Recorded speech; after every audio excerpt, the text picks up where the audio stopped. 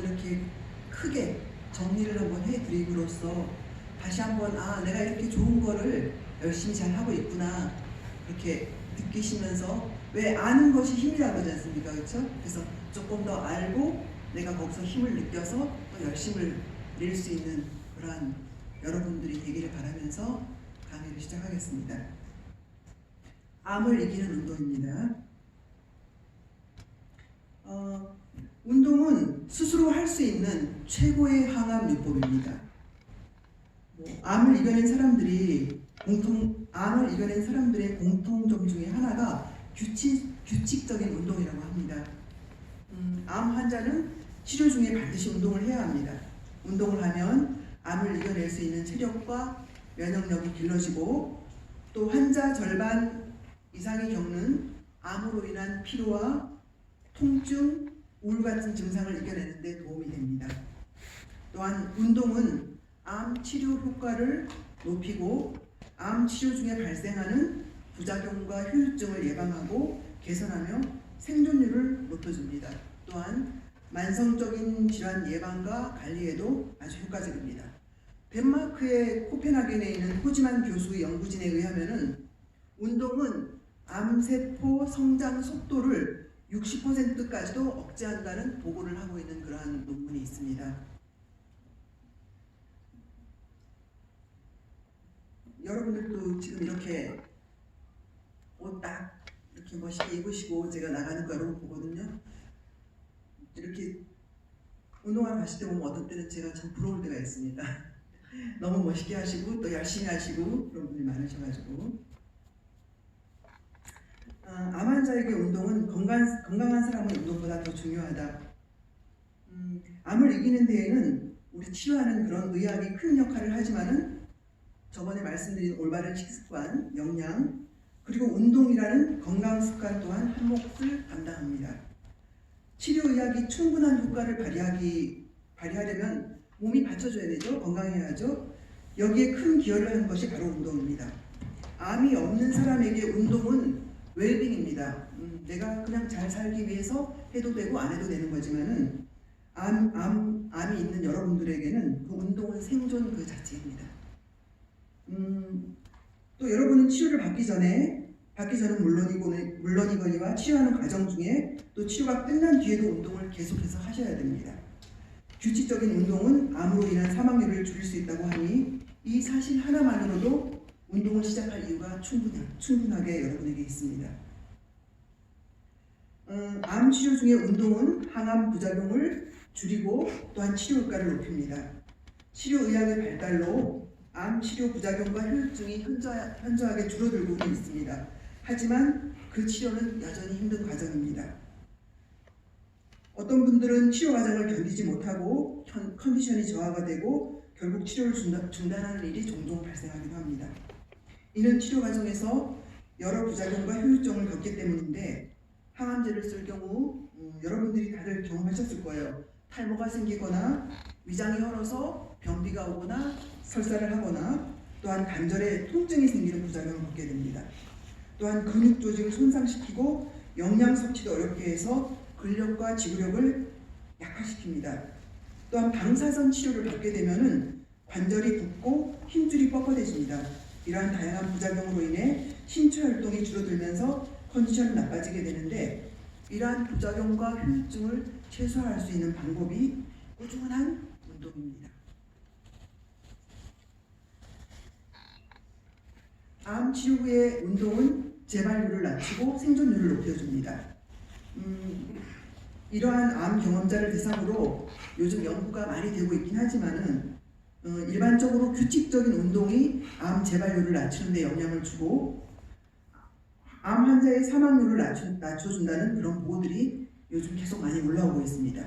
또한 대장암과 유방암의 경우 운동을 하면 암 관련 사망률과 재발률을 낮출 수 있다는 그러한 연구 결과가 훨씬 더 요즘 많이 올라오고 있다고 합니다. 또한 치료의 부작용으로 심장과 뇌질환 같은 만성질환이 발생하기도 하는데 여기에 운동까지 부족하게 되면은 만성질환에 걸릴 위험은 더욱 높아집니다.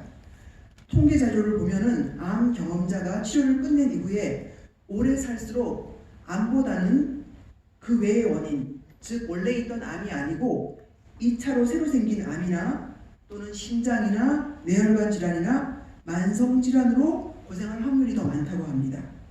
그럼으로써 규칙적인 운동은 이런 질환을 예방할 수가 있고 장기 생존하는 암 경험자에게 더욱 중요하다고 할 수 있습니다. 암 피로 감소에서 각종 암 종류별 증상 개선까지 운동을 통해서 다양한 효과를 얻을 수가 있습니다.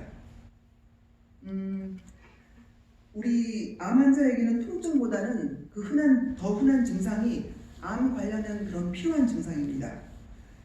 이 운동 부족은 암 피로를 발생하는 요인 중에 하나인데 사실 암 진단을 받고 나면은 죽음에 대한 두려움과 치료에 대한 걱정, 우울 그런 것 때문에 더 우울해지기 쉽죠. 그렇지만은 가벼운 운동만으로도 우리가 그 스트레스를 극복하는 데 도움을 받을 수 있고 암 종류별로 겪게 되는 특정 부위의 통증, 부종, 유착, 근육 약화 등의 증상을 개선하는 데 또한 도움을 줄 수가 있습니다. 또한 건강한 체중, 비만이나 저체중이 아니라 건강 체중, 적절한 체중을 유지하게 되면은 결국은 그렇지 않은 경우 비해서 결국은 암으로 인한 사망과 재발률을 줄일 수 있다고 그렇게 보고되고 있습니다. 잘못된 운동이 암 환자의 건강을 해칠 수가 있다. 암 때문에 몸이 많이 약해졌고 피로도 쉽게 느끼는 환자분들에게는 휴식이 필요합니다. 그렇다고 과도한 휴식만이 계속 지속적으로 취하는 것은 오히려 여러분들에게 독이 될 수가 있습니다. 그렇다고 또 가볍게 걷기만 하는 운동만 지속한다고 해서 그 운동의 효과를 제대로 볼 수도 없습니다. 그렇다고 또 운동이 좋다고 해서 빠른 시간 안에 건강을 되찾고자 하는 욕심에 무리하게 운동을 하면은 근육이나 인대 손상을 가져올 수 있기 때문에 그 또한 또 문제가 될 수가 있습니다. 그래서 치료 방법에 따라서 항암 치료나 방사선 치료나 내가 수술을 당장 했거나 그러한 여러 가지 치료 방법에 따라서 또한 치료 시기에 따라서 운동법을 달리해야 합니다. 본인의 상태를 고려하지 않고 운동을 하면은 오히려 치료에 방해가 되거나 운동의 부작용을 경험할 수가 있습니다. 예를 들어서 치료 중에 혈구 수치가 떨어졌는데도 여러 사람과 함께 에어로빅을 하다가 열감기에 걸리거나 방사선 치료 중인데 수영을 하거나 치료 부위에 피부염이 생겨서 치료를 제대로 받지도 못할 수가 있습니다. 또한 전립선 환자는 전립선 절제 후에 요실금을 겪게 되는데 요실금을 겪게 되고 또 유방암 환자는 유방 결제술 후에 팔이나 어깨 등 통증이 많이 생길 수가 있습니다. 또한 임파선을 떼어낸 그러한 환자분들은 근력 운동을 해서 혈관으로 피가 몰리게 되면 몸에 많이 붓는 증상이 나타납니다. 그렇기 때문에 항암 치료 과정에서 연골이 손상된 사람이나 이를 과하게 쓰는 운동을 하게 되면 또한 관절염이나 힘줄 파열이 생길 수가 있습니다. 그러므로 이러한 수술이나 치료 중에는 담당 의사와 내가 지금 어떠한 상황에 있고 어떤 치료를 받고 있고 이런 것들을 잘 상의해서 요 시기에는 어떤 운동을 하지 말고 그 다음에는 또 어떤 운동을 지속적으로 할 수 있을지 그때 모르시면 담당 의사들과 꼭 상담을 해서 여러분들에게 적절한 운동을 할 수 있었으면 좋겠습니다.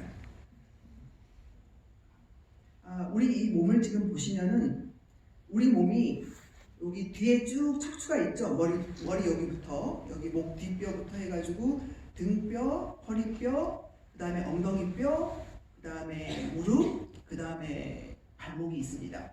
그래서 보면은 여기 목뼈와 허리뼈와 무릎뼈는 보통 이렇게 몸을 지지해 주는데 많은 역할을 합니다. 그 다음에 이 등뼈와 엉덩이뼈와 발목뼈는 굉장히 유동적이어서 여러분들의 몸을 이렇게 많이 움직임을 주는데 그런 역할을 하고 있습니다. 그래서 이 고리와 고리들이 이렇게 다 연결이 되어 있는데 특히 여기 등뼈 부위는 이렇게 보시면 아시겠지만은 등뼈 부위에는 이 갈비뼈가 다 이렇게 양쪽으로 매달려 있고 그 안에 폐와 심장 가장 중요한 그런 것들이 있습니다. 그래서 이 등뼈, 그 어깨뼈 그 밑에 그쪽이 그 연결 부위가 되게 섬세하기 때문에 여러분들이 항상 스트레칭을 하고 그런 운동을 하실 때 조심해서 사용해야 되는 그런 부위입니다. 여러분들께 이 몸의 구조가 어떤지 다시 한번 보여드리기 위해서 이 그림을 사용하였습니다. 여러분들께 이제 여기 그 암 종류에 따라서 어떤 운동들이 있는지 제가 간단하게 설명을 드리겠습니다. 폐암과 간암과 위암을 가지고 계신 분들은 다른 암보다는 항암이나 방사선 치료를 오래 하는 편입니다. 이 때문에 연골이 약해져 있으므로 심하게 관절을 꺾거나 심하게 힘을 주는 운동은 자제해야 합니다. 보통 하루에 30분 평지 걷기 운동부터 시작을 해야 되는데 스트레칭도 관절에 무리가 가는 동작이 있으면 그것을 빼야 합니다. 또한 근력 운동은 0.5kg짜리 아령을 드는 수준으로 해야 되는데 일주일 단위로 운동을 5분에서 10분씩 늘려야 합니다. 다시 설명을 하자면은 보통 30분 정도로 여러분들이 쭉 평지를 걷는 운동을 하면 됩니다. 그런데 이제 내가 이게 스트레칭을 하는데 이 관절이 잘 부드럽지 않게 꺾이지 않는데 억지로 하다가는 오히려 더 무리가 가서 관절염이 생기거나 인대가 손상이 올 수 있기 때문에 내가 할 수 있을 만큼만 하시면서 조금 이렇게 오늘 만약에 이만큼밖에 우리가 펴지 못했다 그러면은 조금 일주일 단위로 조금씩 늘려야 됩니다. 무리하게 하시면은 당연히 안 됩니다. 한꺼번에 욕심을 내서 하시다가는 더 무리가 되니까 그런 것들을 상기시키시고 또 0.5kg 아령은 여러분들께서 따로 준비하실 필요가 없습니다. 여러분들 물 드시는 그 통 500ml짜리 통 있지 않습니까? 거기 물 한 가득이 그게 0.5kg짜리거든요. 그러니까 거기에 물에 한 5분의 4 정도의 물을 채운 뒤에 양쪽으로 해가지고 그거를 들고 걷는다든가 아니면 방에서 시간 날 때 이렇게 운동을 하시면 됩니다. 그리고 여러분들이 30분 동안에 만약에 걷기 운동을 하시는데 30분 동안을 하셨는데 그 정도는 이제 괜찮아요. 그럼 일주일 단위로 5분이나 10분 정도 늘려야 됩니다. 갑자기 내가 30분, 40분은 아무렇지도 않다고 갑자기 내가 1시간을 하거나 이런 무리가 옵니다. 그래서 항상 처음 시작하실 때 30분을 했으면은 그 다음 주에는 35분. 근데 여러분들이 또 그러다가도 몸이 좀 오늘은 좀 많이 피곤하다 이러시면은 한 10분, 뭐 20분 이렇게 하셔도 됩니다. 항상 무리하지 마시고 본인이 할 수 있는 만큼만 그렇게 하시는 것이 가장 중요합니다. 대장암은 장루, 그 배변 주머니를 하시는 분이 있으시죠? 그런 환자들은 정적인 운동, 그러니까 이렇게 막 움직이고 이러는 운동보다는 조용히 앉아서 운동하는 필라테스나 요가를 하시면 좋습니다. 또한 근육을 풀어주는 근력 운동으로 장루로 인한 스트레스나 우울감을 줄여줄 필요가 있고요. 땀이 가볍게 며칠 정도까지만 운동해야 장루 관리에 좋습니다. 또한 장루가 없다면은 폐암, 간암, 위암의 운동법과 큰 차이가 없이 그렇게 시행하시면 됩니다. 갑상선 암입니다. 갑상선 암은 수술 직후부터 목 운동을 하셔야 됩니다. 이와 함께 전신 근력 운동도 반드시 하셔야 됩니다. 갑상선을 떼어내면은 그 갑상선 호르몬이 근력을 유지하는데 필요하거든요. 근데 그 호르몬이 갑자기 감소하기 때문에 여러분들께서 인위적으로 운동을 같이 해주셔야 합니다. 척추 주변 근육까지 절제한 사람은 목과 어깨 주위에 근육통이 잘 발생하거든요. 그렇기 때문에 수영이나 아쿠아로빅 같은 유산소와 무산소 복합 운동이 통증을 예방해 주므로 그러한 운동을 하시면 좋고요. 또 어깨 주변에 신경 손상이 있으면은 근육이 마르게 됩니다. 그렇기 때문에 어깨 근육 강화 운동도 하셔야 됩니다. 근데 참 몸이 신기한 게 우리가 어깨에서 이제 어깨 주변에 신경도 손상되고 근육도 좀 띄어낸다고 하지 않습니까? 하지만 여러분들이 운동을 하시면은 그 신경도 그 부위에 자라게 되고 또 신경도 그 혈관도 새로 생기게 되고 또 근육도 그만큼 그 보충이 됩니다. 그래서 여러분들이 하시는 나름만큼 그 운동 능력이 재생이 되니까 조금 한 번에 배부를 수 없듯이 조금 5분씩 10분씩 늘려가다 보면은 여러분들이 그걸 정상적이지는 않지만은 거의 60-70% 이상 회복할 수 있으니까 여러분들께서 실망하지 마시고 운동으로서 극복해 주시기 바랍니다. 그 다음 유방암입니다. 어깨와 팔의 림파선까지 광범위하게 절제한 사람은 팔을 심장 아래로 늘어뜨리는 자세의 운동을 하지 말아야 합니다. 또한 무거운 물건도 들면 안 되고, 예를 들어서 만약에 골프를 생각을 하면은요, 골프 채를 들고 만약에 내가 라운딩을 나가지 않습니까? 라운딩을 하면은 이제 1번 홀에서 한 번 딱 치고 한 두세 번 치면은 서너 번 치면은 이제 걸으면서 끝나는 거거든요. 그런 운동은 괜찮습니다. 근데 연습장에 가시면은 1시간 동안 뭐 100개 친다, 200개 친다 해서 계속 치는 사람이 있거든요. 그런 운동은 안 된다는 얘기입니다. 띄엄띄엄 이렇게 하는 운동은 괜찮아도 뭐 탁구도 수술을 한 직후에는 탁구 같은 운동도 유방암 환자는 갑자기 그걸 계속적으로 하는 그런 운동은 안 됩니다. 그래서 어떻게 게이트볼은 다행히 한 번씩 이렇게 하는 거니까 괜찮은데 골프라든가 그 탁구처럼 단시간에 여러 번 같은 운동을 반복하는 그런 것들은 수술 직후에 이 근육 같은 게 살아나지 않았을 때는 자제하시는 게 좋습니다. 또한 쉴 새 없이 공을 쳐야 하는 테니스 같은 것도 좋지는 않습니다. 다만 가벼운 근력 운동은 부종을 방지하므로 0.5kg 미만의 그런 덤벨 같은 걸 드는 아까 그 말씀드렸죠. 그런 것들을 가볍게 하는 근력 운동은 좋습니다. 또한 유방암 환자가 수술 후에 팔과 어깨 통증을 잘 겪는 이유는 수술 시 피부, 근육, 신경 일부가 손상되기 때문인데 가슴 주변의 근육 강화를 시키면은 통증 완화에 도움이 되는데 조금 제가 운동을 해 나가시려고 했습니다. 운동 그 방법을 하나 소개하자면은 등 아래에다가 베개를 있지 않습니까? 이렇게 받쳐가지고 손을 올리고 누워서 손을 올리고 상체를 들여젖히면서 가슴과 목과 팔 안쪽 있지 않습니까? 그걸 긴장을 완화시키는 편안하게 이렇게 누워가지고 그런 운동을 자주 해서 스트레칭을 시키고 근력에 무리를 안 주면서 이완시키는 그런 운동을 자주 하시면 좋습니다. 그거는 꼭 유방암 환자가 아니라 여러분들이 지금 침상에 계시면서 그런 스트레칭을 하는 것은 굉장히 좋은 운동이라고 제가 생각됩니다. 전립선 암입니다. 남성 호르몬을 억제하는 치료를 하면은 근력이 크게 떨어지므로 근력 운동을 반드시 해야 됩니다. 수술 과정에서 근육이나 신경 등이 손상돼 요실금을 잘 겪는데 이를 완화하려면 천장을 바라보고 누워서 무릎을 세운 다음에 엉덩이에 힘을 꽉 줬다가 빼는 그런 운동을 반복하면 굉장히 좋다고 합니다.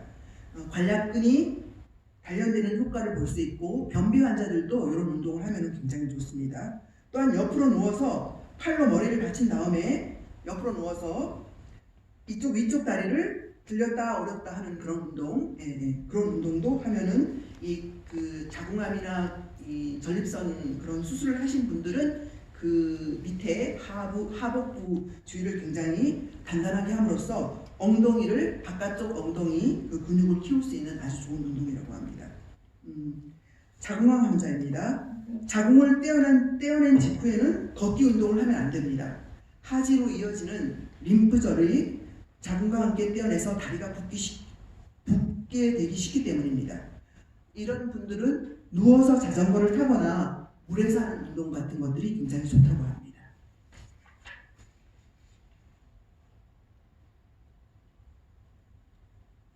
이제 여러분들께 운동의 적용과 효과에 대해서 또한 말씀드리겠습니다. 다시 한번 이제 요약을 하자면은 운동이 주는 긍정적인 효과를 떠올리면 망설임 없이 몇 가지를 말할 수 있을 정도로 운동은 건강과 밀접한 연관이 있습니다. 특히 암을 진단받고 치료를 받거나 치료가 끝난 많은 환자들 건강에 대한 관심이 늘어나게 되면서 운동에 대해서도 여러 가지 고민을 여러분들이 하게 되죠. 어떤 운동을 시작해야 될지, 혹시 운동을 잘못해서 건강에 좋지 않은 영향을 주지 않을지 고민하게 되죠. 또 어떤 분들은 평소에 하지 않던 운동을 굳이 해야 되나 그런 생각도 하는 분들이 있는 것은 사실입니다. 하지만 전문가들은 규칙적이고 적절한 운동을 통해서 암을 위한 직접적인 치료뿐 아니라 치료 과정을 잘 극복하고 치료를 마친 후에도 건강한 생활을 유지하는데 아주 중요하다고 하니까 여러분들께서 이거는 몇 번씩 강조해도 부족함이 없다고 보겠습니다.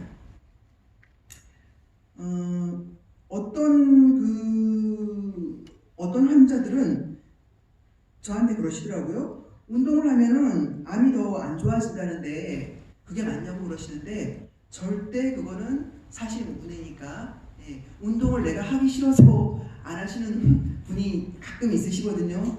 제가 아는 분들 몇몇 분이 있으신데 그거는 그냥 핑계고 운동을 하시면은 그것은 여러분들이 할 수 있는 최고의 항암요법이시니까 본인이 가진 그 능력만큼 열심히 하시기를 간절히 바랍니다. 운동의 방법에 대해서 여러분께 잠깐 소개해 드릴게요. 여러분들 유산소 운동 잘 아시죠?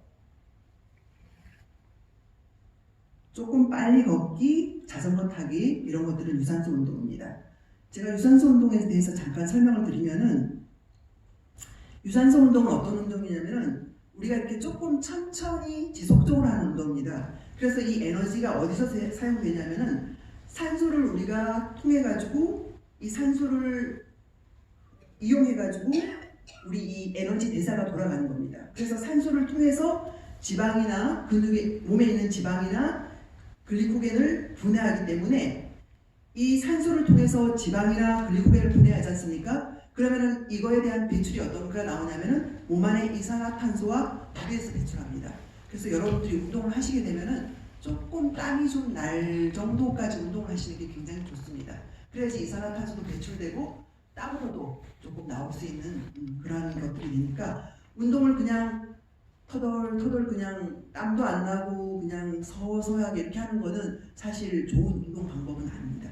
제가 이 뒤에 조금 설명을 하겠지만은 조금 빨리 이렇게 걸어서 숨이 약간 찰 수 있는 정도 그렇게 하는 운동이 굉장히 좋은 운동입니다. 그래서 오래 지속할수록 그래서 그러죠. 30분이나 40분 이상 사실은 해야지 지방 분해가 된다고요.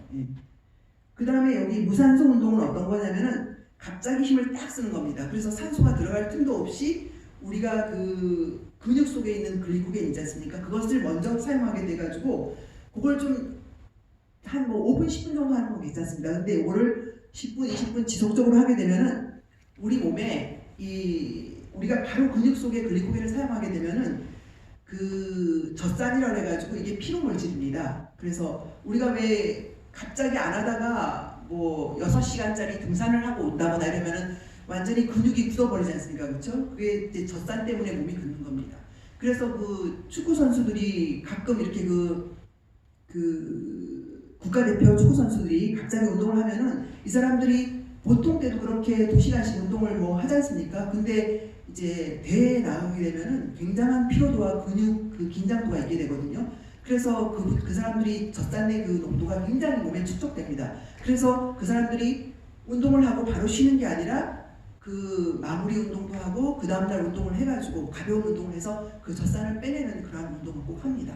그래서 이 무산소 운동이 나쁘다는 게 아니고 여러분들도 조금씩은 하셔야 되는데 너무 강력하게 하거나 오래 해가지고 젖산이 발산돼가지고 몸이 그냥 굳어버리고 피곤해서 그 다음날 운동 못할 정도로 그렇게 하시면 안 된다는 얘기죠. 그래서 유산소 운동은 산소를 이용해서 서서히 지방과 몸 안에 글리코겐 그것들이 빠져나와가지고 이산화탄소도 배출되고 물로 이렇게 분해가 되는 거고, 무산소 운동은 갑자기 어깨를 들거나 100m를 갑자기 심하게 달려가지고 우리가 산소를 이용할 새가 없이 근육의 글리코겐이 갑자기 사용됨으로써 젖산이 축적되는 그런 길게 하면 그런 일들이 발생하는 거기 때문에 여러분들께서 구별하셔서 적절하게 그렇게 섞어서 사용하셔야 될 것 같습니다.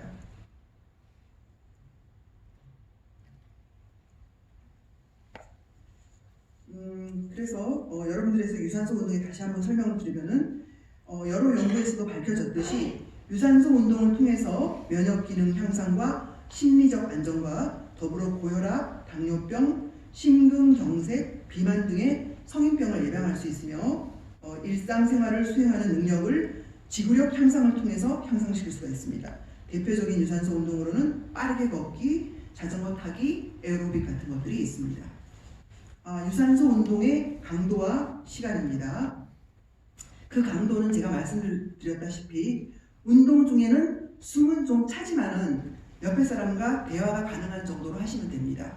근데 이제 처음 운동을 하시는 분들, 또 운동을 많이 하시는 분들, 오랫동안 하신 분들 그 정도 차이가 있기 때문에 여러분들이 꼭 그것을 맞춰야 그 운동을 옆 사람이 이만큼 하니까 나도 이만큼 한다 이렇게 하시지 마시고 본인이 할 수 있는 만큼 하셔야 됩니다.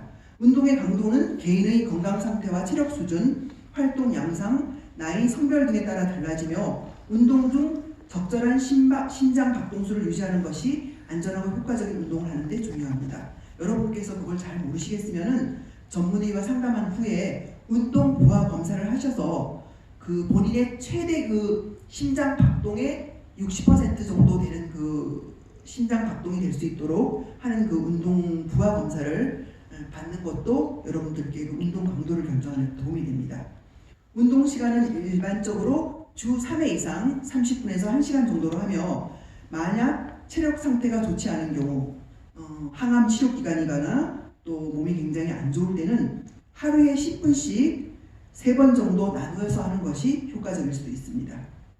보통 최대 운동치의 60%를 사용하기를 권장하는데 이것은 제가 조금 재미있게 설명을 하자면은 최대 운동치가 얼마냐? 여러분들 지금 저기 길 가다가 호랑이를 만났습니다.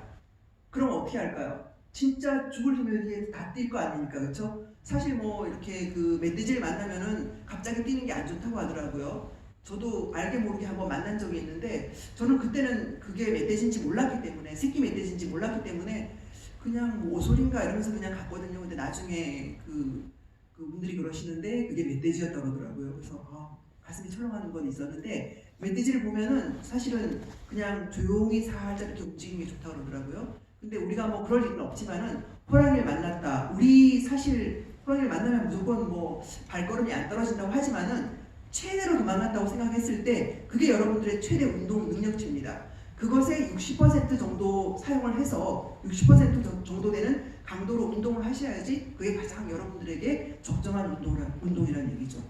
예를 들어서 그냥 만약에 내가 뭐 한 500m 달리기를 하는데 1분이 걸린다. 최대로 달렸을 때 그러면 500m 달리기를 하는데 60초니까 여러분들께서 한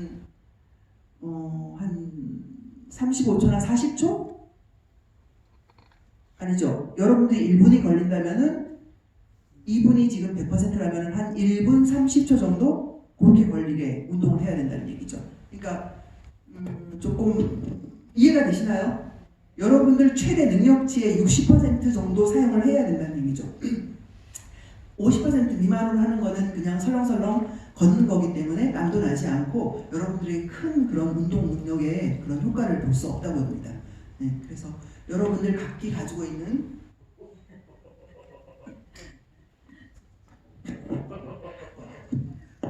그 능력의 60% 정도를 사용하시라는 그런 말씀을 드리는 겁니다. 주의할 점은 여러분들이 아시겠지만 특히 겨울이니까 더합니다.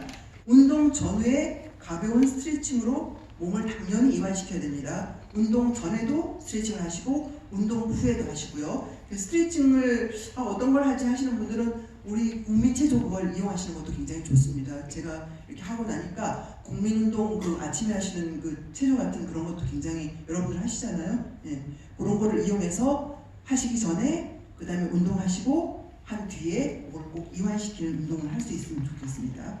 또한 생식기나 하복부, 골반부의 암으로 인해서 이쪽 서해부 여기 이 가랭이 쪽에 그 림프절을 절제한 경우에는 장시간 걷는 운동이 다리를 붓게 할 수 있기 때문에 다리 상태를 지속적으로 관찰하시고 제가 아까 말씀드렸다시피 누워서 다리를 들고 자전거 운동을 하시는 그런 운동을 하시는 게 훨씬 더 좋습니다.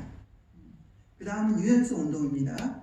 암 환자들에게 유연성 운동은 근골격근계 합병증을 예방하고 수술이나 방사선 치료로 생길 수 있는 관절 구축이나 근육통 예방에도 효과가 있습니다. 대표적인 유연성 운동은 근육 운동이나 인대를 늘려주는 스트레칭입니다.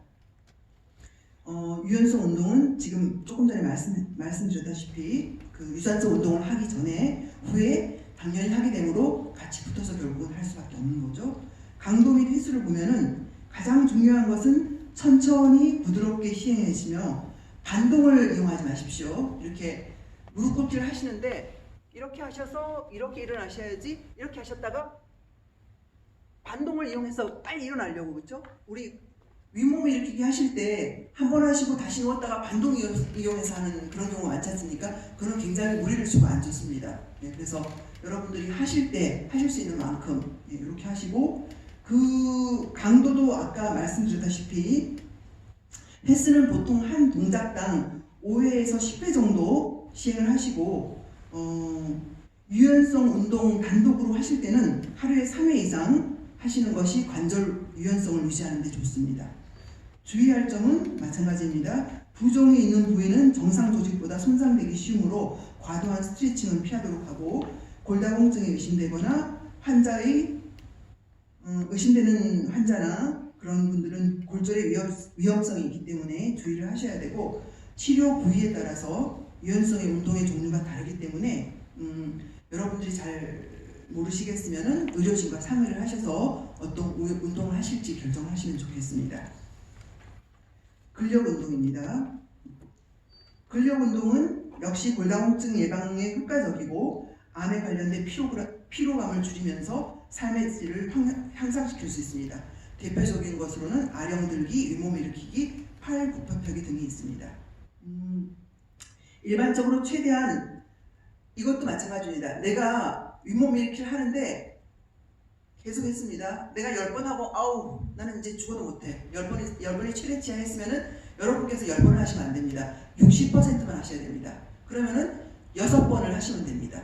6번을 하시는데 6번만 하시면 안 됩니다. 6번을 10회를 하셔야 됩니다. 6번을 하시고 조금 쉬고 다시 6번을 하시고, 그런 반복된 것을, 그러니까 사실은 10번을 연속적으로 하지 말고 6번을 10번 하셔야 된다는 얘기입니다. 그래야지만 그 효과를 볼 수 있다는 얘기입니다. 그래서 이것도 보통 주 3회 이상 하기를 권장드립니다. 이것도 마찬가지로 림프 부종이 생길 우려가 있기 때문에 림프 부종이 있으신 분들은 팔과 다리를 심하게 운동을 하는 경우 부종이 약화될 수 있기 때문에 주의하셔야 됩니다. 그래서 여러분들께서 사실은 이런 것들을 다 아실 거예요. 그래서 지금 운동의 가장 중요한 것은 여러분들께 다시 한번 짚어드리자면은 유산소 운동을 가장 많이 하시죠? 그러면은 특히 겨울이니까 하시기 전과 하시기 후에 유연성 운동, 스트레칭을 꼭 하시고, 그 다음에 방에 계실 때 근력 운동을 매일 하셔도 좋고요. 아니면 주 3회 정도 하시는데 본인이 하실 수 있는 윗몸 일으키기 예를 듭니다. 윗몸 일으키기를 내가 최대한 10번까지 할 수 있으면 10번을 다 하시면 안 됩니다. 6번 하시고 또 2, 3분 쉬고 또 6번 하시고, 근데 그거를 10번까지 못 하시면 처음에는 3회나 4회 정도 반복하십시오. 그래서 일주일 뒤에 5번, 그걸 5회 반복하고, 그 다음 일주일 뒤에 또 6회 반복하고, 항상 순리대로 여러분께서 운동을 하셔가지고 진짜 여러분들 스스로 최고의 항암을 지금 하고 있는 그러한 그 효과를 여러분들에서 발휘하셔가지고 이 암에서 하루빨리